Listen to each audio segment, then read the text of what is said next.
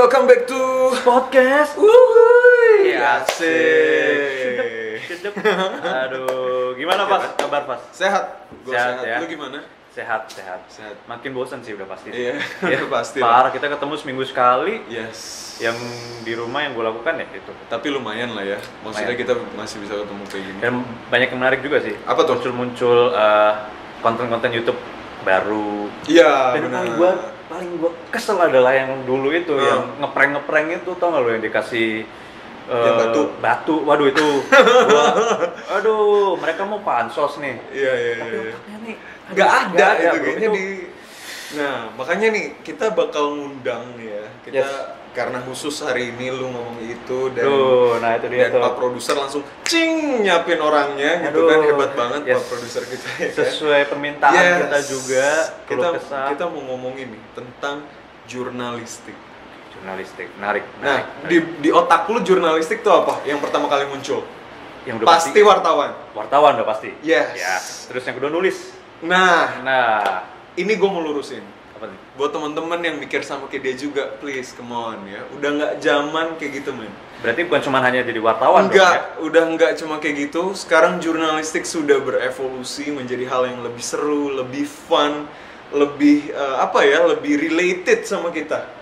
Berarti ada kemungkinan dia bisa jadi vlogger. Gua kasih clue. Atau segala macam. Yang sekarang kita lakuin, Oh, podcast. Cool. Itu juga termasuk di dalam jurnalistik. Berarti vlogger juga masuk dong ya? Nanti kita langsung. Aduh, lu bikin Jangan gue. aja. Jangan gue yang jawab, nanti nggak percaya yang Emang kita nonton. mau undang siapa sih, men? Nah, kita itu mengundang, nah ini ada namanya. Kan lu ada namanya. Masa gua nanya lu, Oke. jawab juga. Oke, gue langsung kasih tahu ya. Ini adalah Pak FX Lilik Dwi Margianto atau Mardianto lah ya. Oke. Kalau kita Jadi sebut. kita biasa manggil Pak Lilik ya. Beliau adalah Kaprodi atau Kepala Program Studi dari Jurnalistik di UMN. Wah, ini berarti program studinya Yere dong. Yes, Pak produser Pak kita. Produser kita langsung. Nah ini kita Oh langsung iya, berarti lu belajar. tadi bicara soal podcast ya? Yere berarti mau nggak mau belajar Yes. podcast juga ya waktu itu ya? Betul, makanya dia udah ahli banget gitu kan, bikin ini semua jadi real. Apalagi kita punya live podcast itu yang kemarin ya. Yang mana? Yang di episode 1 Yoi, live podcast itu kan. itu dia. Narik itu habis. dia. Itu keren. Oke, nggak usah lama-lama. Langsung baik lah, Langsung baik kita panggil. Pak Lilik.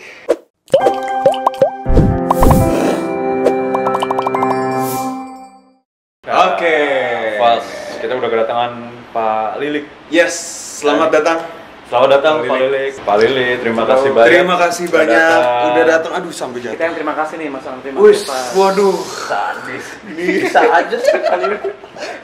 Kita kali ini yang kena, men. Iya. Terima kasih Pak, sorry ganggu waktunya nih Pak. Sip, Kita tahu sama-sama. banget, sibuk banget pasti Iya, kan Pak. benar. Ngajar juga, cuman ini penting karena Yes. kemarin Q&A ada yang nanya jurnalistik. Jurnalistik. Nah, bedanya apa? Ada yang nanya. Pak. Karena menarik Benar, juga dan kita di lapangan juga banyak yang nanya. Yes. Ini Jurnalistik apa kayak sih? gimana sih? Bedanya sama broadcasting gimana sih Kak? Nah, ini nih kita bawa Langsung expertnya. ya, langsung. Oke. Oke Pak, mungkin boleh diceritakan Pak fokus prodinya untuk jurnalistik sendiri di UMN ya Pak ya? Gimana Pak? Betul, jadi betul tuh Chef, kalau di kelas Yes.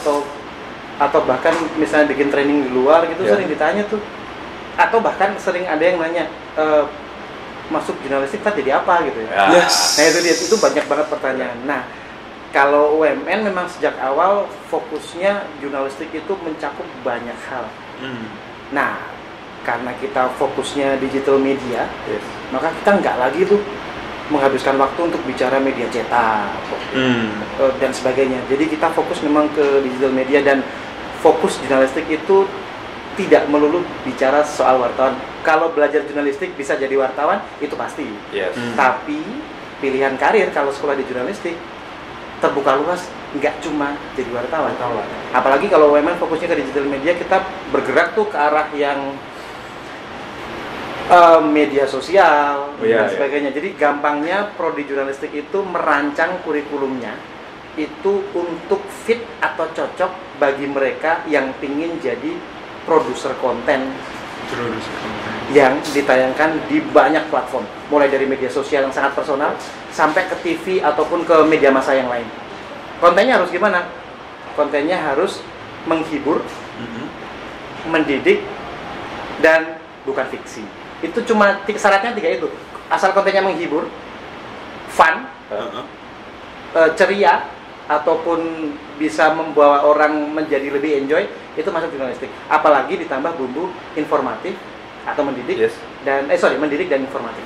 Jadi ada Udah guideline-nya ya? Ada udah guideline-nya. selesai itu masuk kategori Jurnalistik. Ini produser kita juga jurnalis. Iya. Pak, Makanya. berarti kalau 3 pilar itu baik teks atau video itu udah termasuk masuk jurnalistik. betul. Jadi misalnya nih kuliah di jurnalistik, dia punya passion urusan musik indie gitu. Kemudian dia tertariknya macam-macam. Saya seneng bicara tentang musik indie ataupun genre musik yang lain. Kemudian dia menuangkannya dalam bentuk tulisan. Jadilah blogger. Yeah. Ada yang bisa membantah nggak? Orang bisa hidup dari menjadi seorang blogger. Salah satu lulusan jurnalistik itu lulus, kemudian sekarang menekuni profesi sebagai travel blogger dan book reviewer. Jadi dia menulis segala sesuatu yang dia suka itu dalam blog dia, dan dia bisa menafkahi diri dari aktivitas itu. Itu baru bicara satu platform bentuknya teks. Kalau misalnya anak sekarang lebih sering dan lebih senang memproduksi konten dalam bentuk video audio, bisa jadi blogger. Platformnya YouTube dia aja, bikin channel aja. Asalkan konten yang dia buat, saya senang kuliner, saya akan review kuliner yang sifatnya oriental saja gitu, spesifik. Ya udah, bikin review. Dari mana? Dari jalan-jalan. Restoran ini itu, ketemu chef ini itu, ngobrol, review. Udah, itu informatif, mendidik, menghibur pada saat yang sama. Jadi variannya bisa sangat macam-macam. Podcast, review komunitas tertentu gitu. Fokus podcastnya adalah komunitas. Dari yang simple sampai yang paling berat gitu. Monggo. Kemudian disebarkan dalam bentuk podcast reguler, isinya nggak bohong, isinya menghibur, isinya informatif. Selesai. Itu jurnalistik. Seluas itu. Sampai kayak yang tadi saya sebut jadi wartawan. Jadi bisa jadi, sorry Pak, blogger bisa. Terus vlogger bisa, podcaster juga bisa.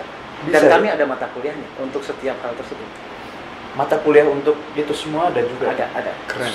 Sorry, kita kemarin itu sempat ke lab. Ingat gak episode pertama 2 sama 3? Iya. Kolaboratif. Kolabohab. Kolabohab. Yes. Itu labnya digunakan juga kan untuk jurnalisme. Betul. Podcast aja kita pertama kali di sana loh Pak. Itu keren banget. Yang di ruang kedap itu ya. Yes, suaranya Paul. Mixer dan Bagus sebagainya. banget. Berarti tadi kan Bapak bilang itu ada mata kuliahnya. Ada. Labnya pun juga dipakai dong ya di Betul. situ ya. Betul. Contoh misalnya ya, Yes. Mobile and Social Media Journalism. Itu Yes. mata kuliah yang didapatkan oleh mahasiswa jurnalistik nantinya. Urusannya apa? Urusannya bagaimana caranya membuat memanage konten, mulai dari merencanakan, membuat, kemudian mengevaluasi konten dan memantau engagement konten hanya menggunakan gawai. Namanya Mobile and Social Media Journalism. Jadi mahasiswa dilatih untuk merancang mulai dari perencanaan sampai dengan monitoring konten, engagement di sosmednya seperti apa dengan gawai. Artinya ya udah. Ini mungkin tadi membuktikan bahwa orientasi kami tidak hanya untuk menghasilkan mahasiswa yang handal untuk kerja di TV, kerja di koran, tapi kerja sendiri pun bisa. Pak, sama ini Pak, kan tadi kita ngomongin tentang jurnalistik, kayaknya sudah berevolusi ya Pak ya, dari mulai strukturnya segala macam udah mulai berubah gitu kan. Nah, apakah perubahan si jurnalistik itu berubah dari UMN-nya atau memang secara keseluruhan orang menganggap jurnalistik itu? Jadi sebagai pembeda nih kampus UMN. Oh, ternyata yang sudah menganggap jurnalistik itu seluas itu cuma UMN loh, atau memang semuanya sudah mikir jurnalistik itu kayak gitu? Ya, dua-duanya. Kalau bicara UMN, saya berani lomba. Saya berani lomba nih, Biasanya kalau udah kayak gini tuh ilmunya tuh. Waduh. Ini Saya berani seru. lomba bahwa kurikulum Mm-mm. yang relatif advance untuk di bidang jurnalistik itu UMN. Kenapa? Karena kami punya forum komunikasi antar pengelola pendidikan tinggi, Oke. ilmu komunikasi. Yes. Di situ kan ada banyak sharing dan sebagainya. Kalau bicara soal kurikulum, saya berani pede kurikulum jurnalistik UMN lebih maju dibandingkan kampus lain yang punya prodi yang sama. Dan indikatornya sederhana, mata kuliah yang ada di kami tidak ada di tempat lain. Kalau mau dirinci nanti ada waktunya lah. Kalau Iya, itu Yes, yes, kita akan bahas Iya, lebih itu dalam, Pak. nanti, Menarik, Pak. nanti Menarik. ya. itu yang pertama. Kalau Oke. sekarang kedua, dari mana mulainya sih? Apakah dari UMN atau memang dari luar? Iya, Dari fenomena gitu. Yes. Dari fenomena juga. Jadi dua-duanya. Kami melihat fenomena, kemudian kami create sesuatu yang bisa catch up dengan fenomena itu, Yes. yang kebetulan belum dimiliki tempat lain. Misalnya keberadaan internet dan sosial media serta gawai, new media lah ya. Yes. New media itu membuat semua orang bisa jadi wartawan. Oke. Oke. Yes. Cuma dengan handphone aja. Dan hanya dengan handphone membuat semua orang bisa jadi wartawan. Karena kok bisa? Lah, Anda cerita ke saudara bahwa ada jembatan putus di suatu tempat dan Anda motret, Itu jurnalistik. itu reportase. Yes, benar. Itu reportase ke saudara-saudara Anda. Oke. Yang membedakannya adalah bagaimana reportase di level individu ini memenuhi kaidah jurnalistik gitu. Yes. Kita tetap mendidik orang menjadi jurnalis yang fit atau siap kerja di TV, di koran, di online, tapi kita juga bisa membawa orang secara personal memenuhi kaidah jurnalistik untuk memproduksi konten di level personal untuk konsumsi publik. Jadi sebenarnya pun kita mengabari orang tua itu- Reportase, Iya, reportase kan. tinggal dipoles kan. Iya. Caranya infonya informatif, Iya. kemudian tidak menyalahi kaidah Yes. etika, dan dipilih dong. Tidak semua informasi itu masuk kategori berita. Oh iya. Misalnya gini, Anda ngasih tahu keluarga bahwa teman Anda baru saja putus cinta. Yes. Itu kalau mau disamaratakan reportase juga. Yes. Tapi belum masuk kaidah jurnalistik karena yang dia laporkan belum memiliki nilai berita yang penting bagi masyarakat. Oke. Yes. Ya, ya, ya. Sehingga kita tinggal membawa teman-teman secara individu, oke, jurnalistik itu informatif, menghibur, mendidik, penting bagi masyarakat dan disampaikan tidak menyalahi etika. Selesai. Keren, keren. Berbekal Nah, HP. ini menarik. Berbekal HP. Bekal Cuman HP. Karena gini Pak, ya Bapak pasti masuk ke WA group, apalagi WA. Oke. Iya. Iya. Di situ banyak banget. Kalau kita mau, saya pernah ikut salah satu webinar mengenai komunikasi ini jurnalistik juga Pak. Hoax itu paling gampang itu disebarin di WA group ya. Yes. Tadi kaidah itu, jadi mengontrol itu kan Pak sebenarnya ya Pak ya secara tidak langsung, benar ya Pak? Iya. Gitu. Mas Andri, bicara soal hoax tadi yang muncul di Iya. WA. Kalau ada teman-teman yang mengalami hal seperti itu, suruh datang ke jurnalistik. Ada mata kuliahnya untuk nangkap Nah, hoax. ini. Ini loh. Ini. Serius Pak. Serius nggak sih? Ada, kami punya mata kuliah digital fact checking. Ah. Digital fact checking itu mata kuliah yang berguna untuk melatih mahasiswa untuk bisa mendeteksi informasi itu hoax atau bukan. Iya. Baik bentuknya teks, foto ataupun video. Wow. Oke, cool. Ini keren banget. Berarti Kita- itu sampai ke level teknis Kita ya Pak ya? retrieve di situ video itu betul di bulan itu, tanggal Wah. itu, di tempat itu atau bukan. Keren. Menggunakan matematika Soalnya gini Pak, kalau misalnya kita mengcounter, kadang-kadang saya malas sih Pak kalau misalnya udah di WA grup Jadinya keluarga besar berdebat gitu, ya? jadinya debat kusir. Debat Pak. kusir itu udah Nggak jadi bisa nggak selesai penting. gitu loh. Dikira saya kubu ini, Ya. dia kubu sini. Waduh, padahal mah enggak, saya mau ngelurusin doang. Iya. Gitu loh kan, berdasarkan bukti juga sekarang kita nggak asal ngomong, ada Hmm. buktinya tadi kan. Oh Hmm. ini kok datanya diambil dari sini, juga dari sini mata Ini kuliah. kejadian diklaim kemarin, tapi ternyata kejadian tahun lalu di tempat yang beda. Kalau foto di crop kan nggak ketahuan. Ya, Tapi iya. kita bisa reverse image dan sebagainya. Ini nih yang penting nih. Keren Sadis banget. ya. Berarti Anak semester 4 dan 6 akan dapat mata kuliah itu. Digital fact checking. keren. Dan berarti kalian bisa jadi pengontrol hoax itu sendiri ya? Ya betul lah. Maksudnya wartawan jangan sampai justru terjerembab dalam hoax kan. Yes. Detektif Conan. Gue jadi ke detektif Conan. Bukan detektif Pikachu, tapi benar-benar yang masih kuliah. Sama satu lagi Pak, mohon diluruskan juga, ada beberapa teman-teman, saya cukup kenal beberapa teman-teman jurnalistik di UMN Pak, masih semester ya 45 lah Pak. Mereka itu menjadi writer Oke, ya. Writer di di salah satu mall atau dia suka ngisi juga di media digital gitu-gitu. Apa sih kayak opini atau apa ya? Saya kurang ngerti juga, Pak. Dan mereka dikasih fee loh, Pak. Di situ, Pak. Per tulisan ya. Tulisan, Pak, ya, Pak. Itu legal-legal aja atau nggak ada masalah? Mahasiswa kemudian mengisi konten di satu platform tertentu dan mendapat honor. Ya selama dia melakukan dengan cara yang kaidah tadi ya nggak masalah. Berarti secara tidak langsung anak jurnalistik di semester 4 atau semester 5 pun juga bisa punya penghasilan sendiri dong? Sangat mungkin. Karena yang kami kejar adalah dia menguasai skill menulis dengan kaidah jurnalistik. Waktu itu pernah di media besar, gue baca rubrik ya, masuknya kemana sih itu kalau misalnya penulis-penulis itu ada mahasiswa UMN, dia tulisin di situ mahasiswa UMN, namanya saya lupa, mahasiswa UMN media besar sekian. Online Pak. Digital Pak. Liputan dalam atau luar negeri? Liputan dalam negeri Pak. Dalam negeri. Saya melihat itu dan itu besar banget kan. Beberapa tulisan teman-teman mahasiswa kita tersebar kok. Kalau yang tadi saya tanya kenapa luar negeri, karena di tahun 2018 itu kita terpilih oleh UNESCO untuk mengirim 4 orang. UNESCO, Badan PBB untuk membidangi kebudayaan dan pendidikan. Kita terpilih untuk mengirimkan 4 mahasiswa ke Helsinki. 2016 ke Helsinki untuk bergabung kepada dalam satu youth newsroom anak muda. Pernah lihat? Iya, pernah lihat. Saya pernah lihat Pak. Newsroom anak muda. Itu di Helsinki, Pak. Di Helsinki. Jadi kenapa Indonesia dipilih, dan saya juga kaget kenapa UMN yang dipilih. Kemudian 4 orang dikirim. Kenapa mereka dikirim? Karena mereka nanti akan menjadi tuan rumah youth newsroom di tahun 2017 di Jakarta. Jadi mereka di sana datang ke Helsinki untuk meliput Hari Kebebasan Pers Internasional selama 2 hari. Youth Newsroom ini yang kerja, jadi mereka jadi wartawan, praktik jadi wartawan, meliput acara itu. Kemudian ya udah, mereka berangkat.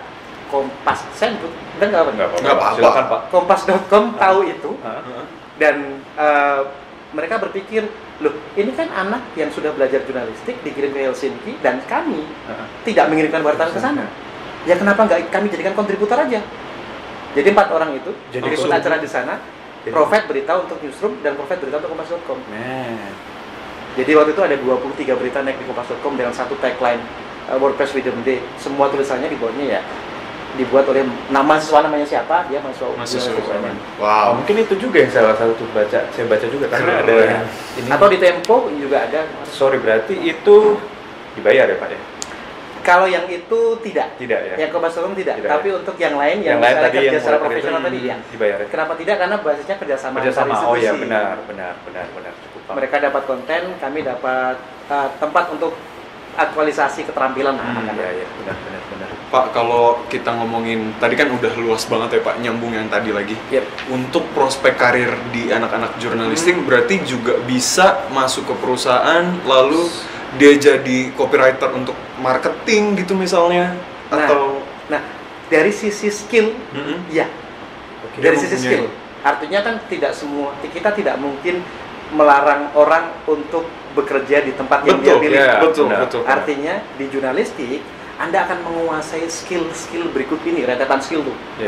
Nulis, bagaimana ngomong depan mic, bagaimana operate kamera, bagaimana membuat copywriting untuk news yang panjang menjadi 140 karakter misalnya. Skill itu dipelajari, kemudian itu kan aplikabel untuk banyak tempat. Benar. Aplikabel untuk banyak tempat. Misalnya saya bisa nulis berparagraf-paragraf, kemudian saya memilih untuk tidak jadi wartawan, karena ingin berjalan sendiri dengan secara personal gitu, sebagai individual blogger ya nggak apa-apa. Terus kemudian ada tempat lain yang membutuhkan skill menulis itu ya bisa juga. Ngedit ya, belajar juga kan belajar. Tuh, itu yang banyak ditanyakan juga. Dan tempatnya kan berarti bisa dimanapun. Karena keterampilannya yang kita olah. Keren, berarti vlogger, blogger, pengamat sosial media, penggiat sosial media pun. Jadi betul. Ada 4 sebenarnya yang kami sasar. Mahasiswa kami ketika lulus itu bisa menjadi 1. Content producer. Itu kan platformnya bisa macam-macam, sangat personal banget. Tapi asal kontennya memenuhi syarat-syarat tadi ya Pak ya. 2, praktisi media. Praktisi media itu adalah mereka yang bekerja di media, baik berbasis website, frekuensi terestrial Yes. ataupun online, Oke. tapi bukan sebagai wartawan yang meliput ke lapangan. Oke. Bikin program tertentu, camera person, switcher, master control room officers dan sebagainya, Yes. floor director dan sebagainya, masuk ke situ. Ketiga, jurnalis multiplatform. Jurnalisnya aja kami tempelin multiplatform, artinya Yes, lulus di sini dia punya keterampilan untuk jadi Ada jurnalis banyak online, ya. jurnalis TV, Yes. radio dan sebagainya. Oke. Yang terakhir, yang lulus dari sini siap untuk jadi peneliti media. Karena ada mata kuliah untuk meneliti media juga. Mengkritisi juga kali. Mengkritisi Pak, ya. media, betul. Itu yang menarik. Tadi masalah untuk karir nih Pak. Nah ini menarik. Saya pernah ngobrol sama Pak Lili juga waktu pas open house. Ada salah satu alumni jurnalistik UMN Yep.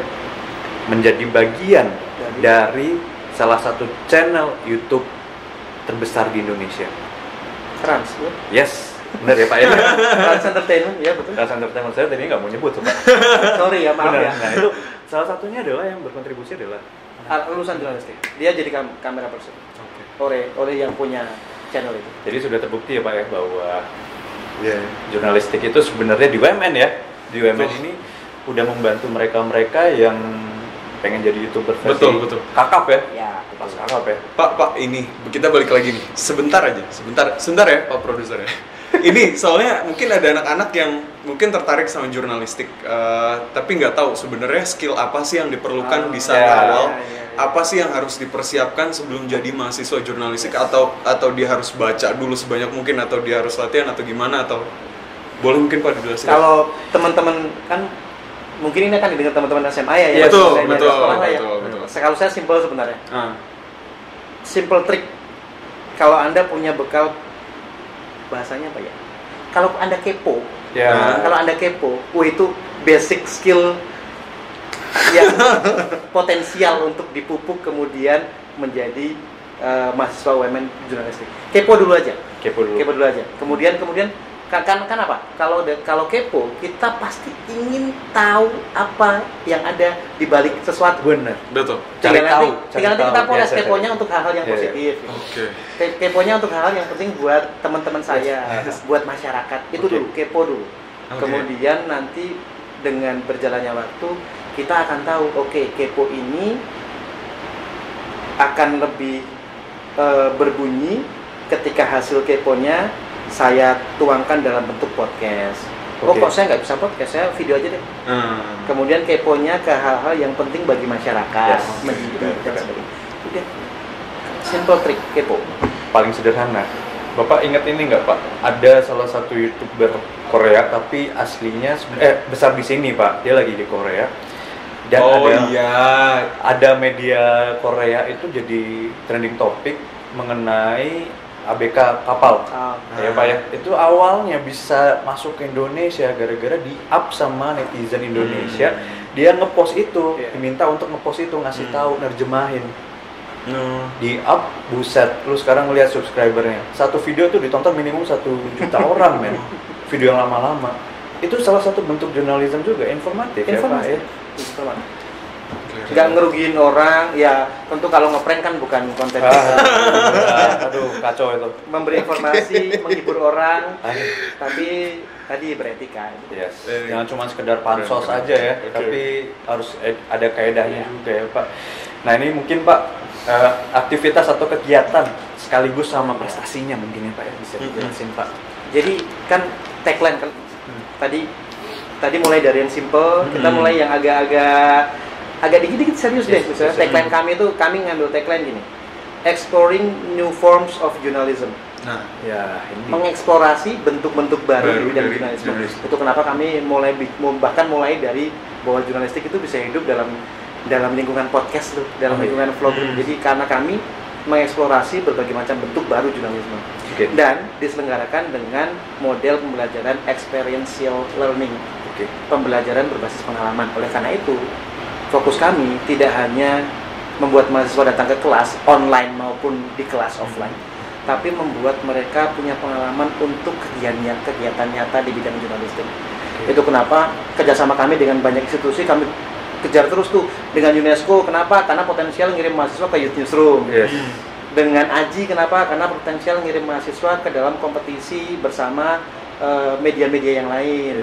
Dengan Dewan Pers, kenapa? Karena di sana banyak kegiatan yang memungkinkan mahasiswa ikut andil gitu. Oke, cool. Sehingga kegiatannya adalah memang dengan bekerjasama dengan banyak industri, asosiasi, dan regulator atau penyelenggara negara, kita memungkinkan mendapatkan banyak kesempatan untuk mengirim mahasiswa dalam kegiatannya. Oke.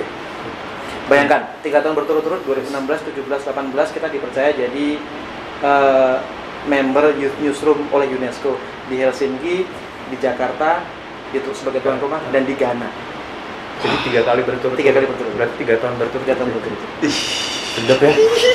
Maksudnya jadi lebih gimana ya? Kompleks itu membuahkan hasil itu ya, Betul, Pak ya. betul, Semuanya betul. saling terhubung, regulator, ya tadi asosiasi, Media. industri, Keren, ya Pak ya, keren. media juga tuh gila. Magang itu kan format yang kami kejar supaya bisa dikerjakan mahasiswa pada saat mereka bisa ngambil magang, atau pada saat mereka sedang tidak masuk magang tapi punya kenalan dengan media, bisa kami arahkan dan kerja di sana di luar periode magang. Yes.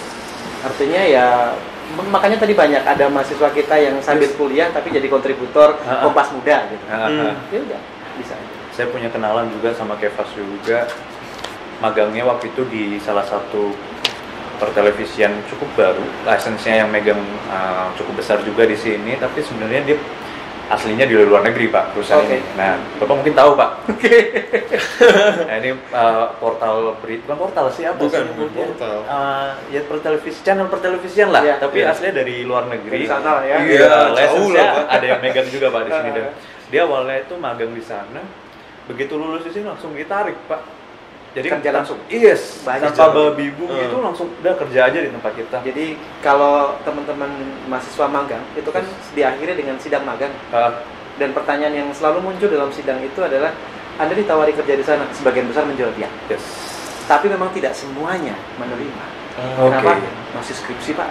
Oh, iya. Tapi kami ditunggu kok setelah skripsi suruh hubungi lagi. Biasanya gitu. Iya, nah itu dia ditunggu, Pak, Iya. ditungguin. Udah disiapin tempat nanti ini ya di sini. Keren Ya, enak banget ya. Saya dengar ceritanya perempuan loh, Pak. Perempuan. Kayaknya Pak Lilik juga kenal sih harusnya. Harusnya Pak Lili juga kenal. Oke. Pak Lili juga kenal. Mungkin nanti bisa cerita. Nah, Pak, mungkin gitu, Pak. Ini cukup menarik. Nanti mungkin yang dalam Ya. sesuai janji ya, Pak ya. Nanti ya. Nanti korek tuh mata kita korek kuliahnya mata apa gitu. kuliahnya apa aja Ini dan keren. biasanya kita kalau misalnya udah selesai di akhir gini, kita minta apa pesannya untuk teman-teman mau masuk jurnalistik itu apa? Kayak Iya. tadi udah cukup jelas, tapi ini yang paling penting Pak, dan ini menarik. Hmm. Bisa nggak? Tadi kan belajar soal engagement ya Pak ya, apalagi di podcast ya. Kan teman-teman banyak yang bikin podcast. Bisa nggak kasih saran nih ke teman-teman yang nonton nih, gimana sih kita membuat podcast yang menarik agar engagementnya itu tinggi Pak? Mungkin boleh ceritain Pak. Kalau yang banyak tipe podcast ya. Yes.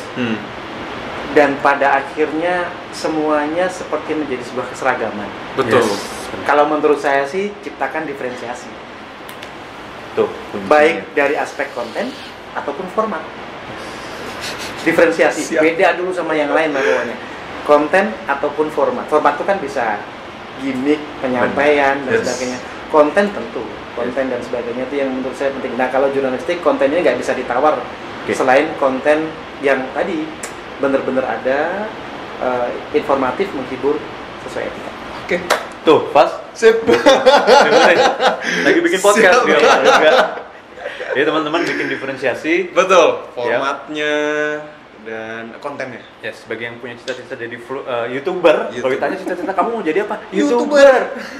Nih, jurnalistik.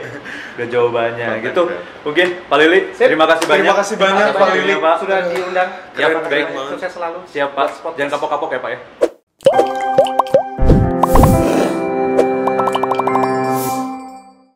Nah, yang paling penting adalah kalian harus ingat bahwa pendaftaran di UMN masih dibuka. Apalagi yang jurnalistik ya. Yes, jurnalistik Masih masih terbuka lebar. Buat kalian yang masih mikir jurnalistik wartawan, come on, itu udah old school banget ya. Jadi ini udah fresh, udah Yes. baru gitu ya. Jadi udah nggak bakal terkait, pasti bisa jadi Yes. wartawan, tapi udah nggak terkait hal itu melulu gitu ya. Oke.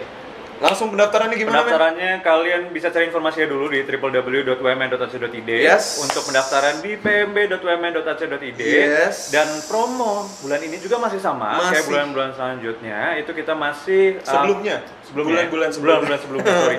Itu kita ada free form Yes. atau gratis ya, gratis biaya Gratis. pendaftaran sebesar 200.000 itu kita hilangin. Caranya gimana, Kak? Caranya kalian ketika masuk daftar ke pmb.umn.ac.id, kalian masukin kode vouchernya itu free form. Caranya adalah free formnya FREEFORM digabung semua, hurufnya besar semua. Itu voucher code-nya biasanya sebelum kalian klik submit itu ada untuk ngisi kolom kode voucher. kode voucher. Kode vouchernya ada khusus sendiri ya teman-teman ya. Jadi jangan lupa itu diisi, kalau enggak ntar kalian bayar loh 200.000 Yes, ya. bayar 200.000. Itu jadi untuk beasiswa kita masih buka. Yes. Tes reguler yang untuk mendapatkan beasiswa Masih 100% ada juga. masih buka, baik yang non tes ranking maupun yang untuk non tes ataupun dengan yang tes tadi itu masih ada, dan yang tes itu nanti batch pertama ya, batch pertama itu di tanggal 6 Juni. Yes. Ya. Dan yang kalian- selanjutnya tanggal 13 Juni. Yes, betul. Jadi jangan sampai kelewatan, silakan langsung daftar, atau kalian mau tanya lebih lanjut kalian bisa buka website kita. Yes, tadi Ya, udah disebut disebut juga. Atau ada mainnya banyak- kita langsung. Ya, semuanya kita langsung di website kita juga ada tuh marketingnya, kalian tinggal pilih aja atau mau pop up di Yes. WhatsApp ya. Itu juga ada. Silakan, atau kalian Kak males nih Kak, capek jadinya, konsultasi. silakan konsultasi tatap Itu ada muka juga. di sini ya, pas Ada ya. Zoom juga. Oke, gitu sekian dari kami. Jangan lupa juga untuk follow sosial media kita, Oke. ada di YouTube, Instagram, Facebook, Yes, benar. Universitas Multimedia Nusantara, dan ada juga di Instagram @pmb.umn. Itu Yes. banyak promo-promo Benar, menarik. cari informasi di situs dalam-dalamnya sebanyak-banyaknya. Baru kita, kalian kalau ada yang mau ingin tanyakan silahkan chat kita Yes. ya. Follow Oke, IG kita juga di Andrianto GP. dan @kevasarifsain. Kita berdua mohon pamit. Terima kasih atas waktunya. Thank Tetap di you. Spotcast.